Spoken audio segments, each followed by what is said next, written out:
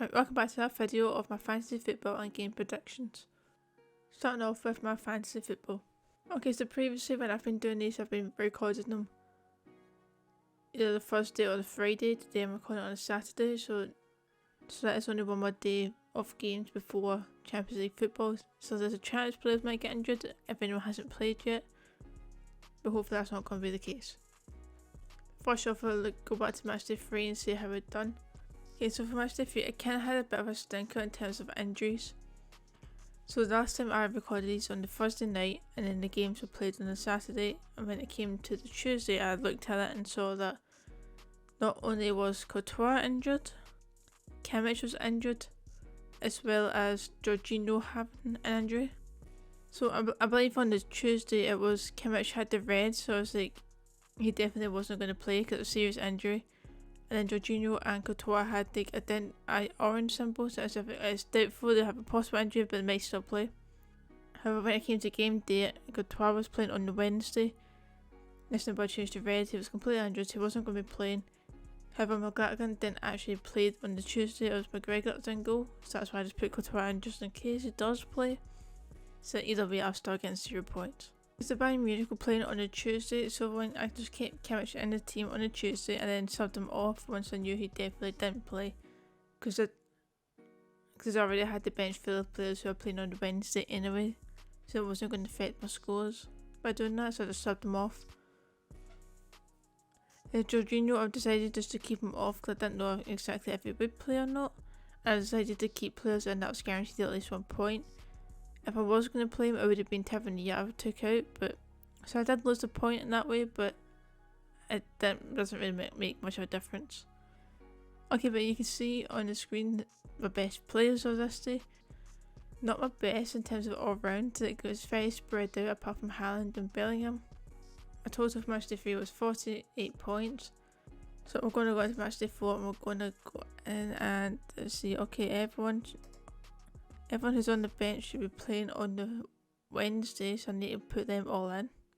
I don't think I'm going to get a chance for yet, not at least until possibly until the group stage is done. I don't know. Maybe there will be a player that I'll look at in the future and find that it might be worth bringing in for someone else. Because look, for the likes of Tavernier and Pavard, I think they've only brought in a couple points each. So they could be players to go, it's just a matter of finding players that are worth similar amounts. Because Tavernier's only 5.9 and Pavard's only 5.1, so if I get rid of one of them I don't have any more than what they're worth to actually spend on players.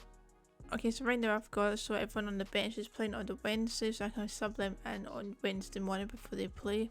Once I find out how many points all the other players get on the Tuesday.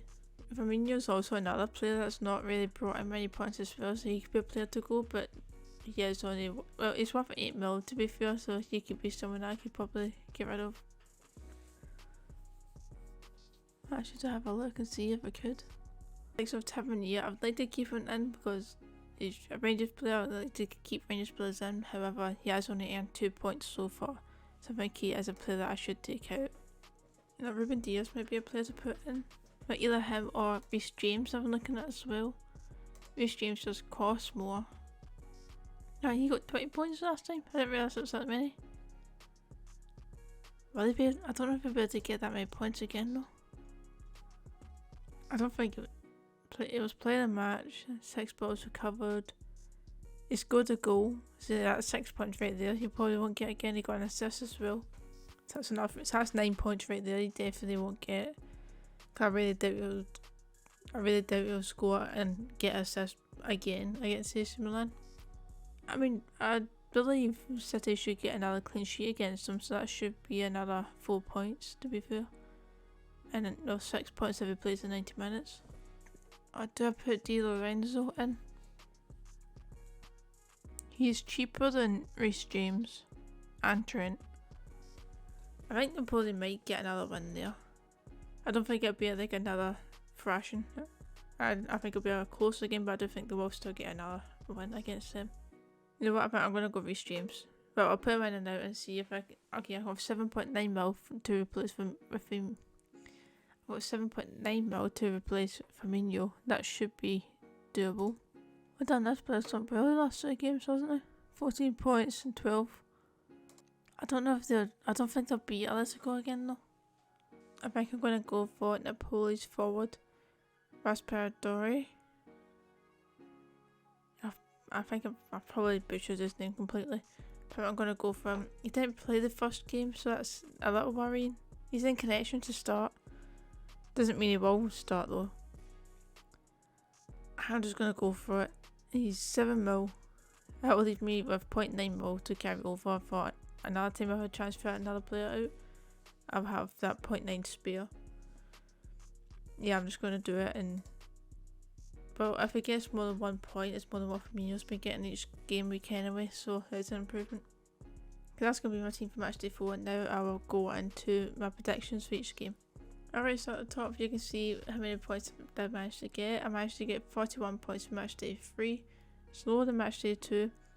If you didn't watch the previous one, I actually spent a lot more time actually looking at the form of all the teams.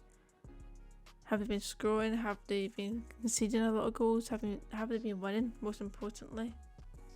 How have they been doing in Europe compared to the league? And I've ended up getting less points in Matchday 2. But a lot of the games that I've predicted have been more likely to happen than what I've done previously.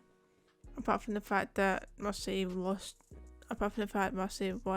4-1, like that, well, ignore that one. I think that might be my worst prediction this week. So I ended up putting my 2 times boost on the Bayern game. I said it'd be a 3-0 win. I didn't think the attack would be as strong as they clearly were with winning 5-0. That gets me 8 points. I predicted it to be a draw for the Tottenham game. Didn't get the scoreline right, but I did get the draw.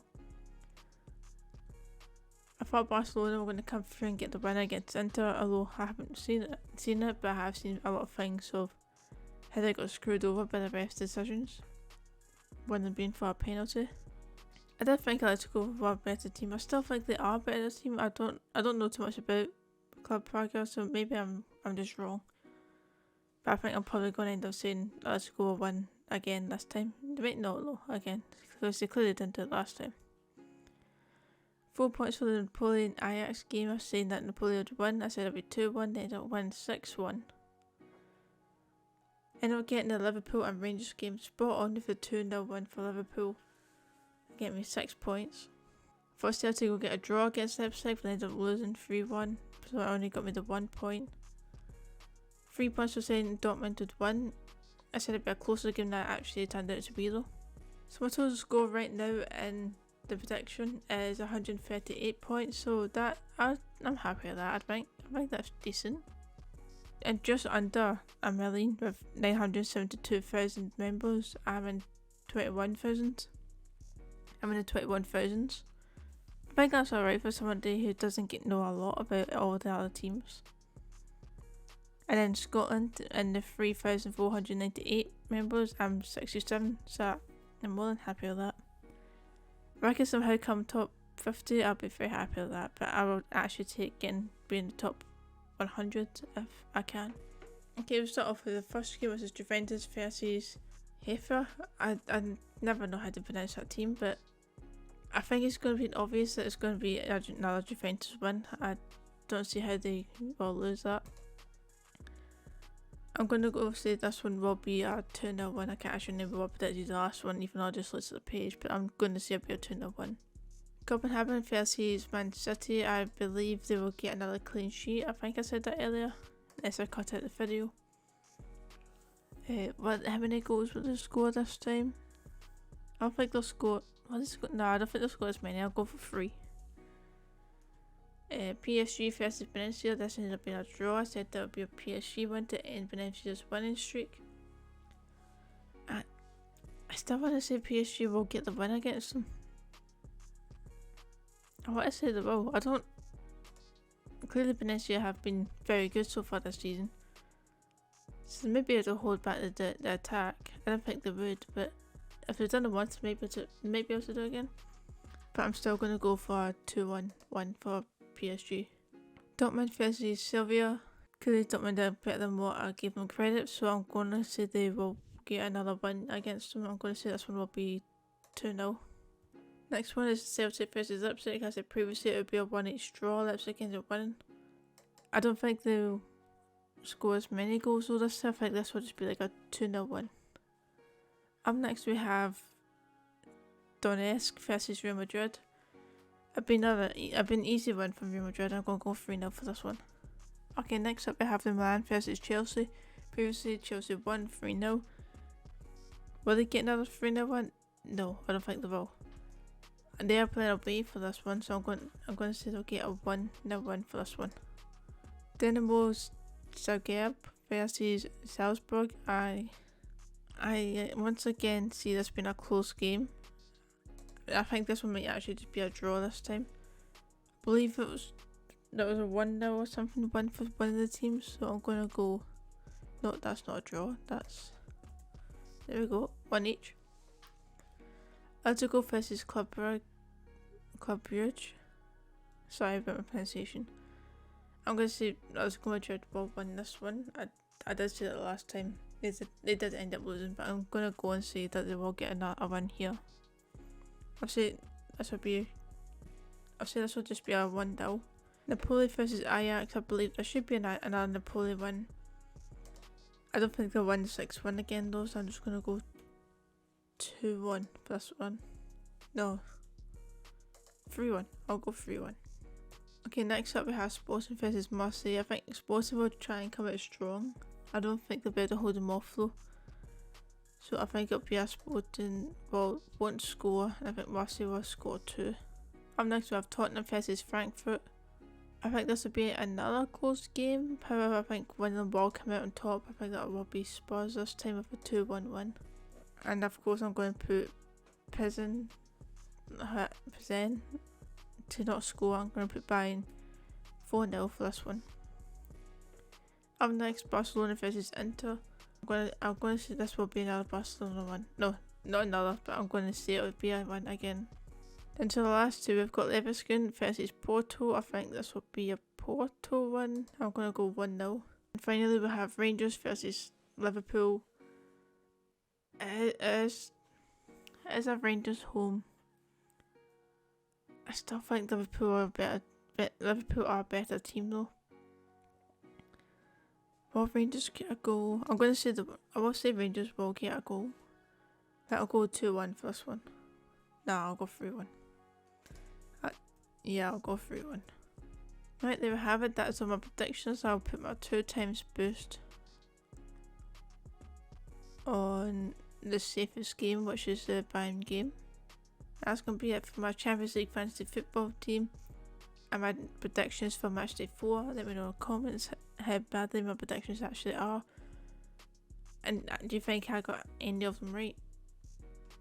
Until then, I hope you enjoyed, and I'll see you next time for another video. See ya.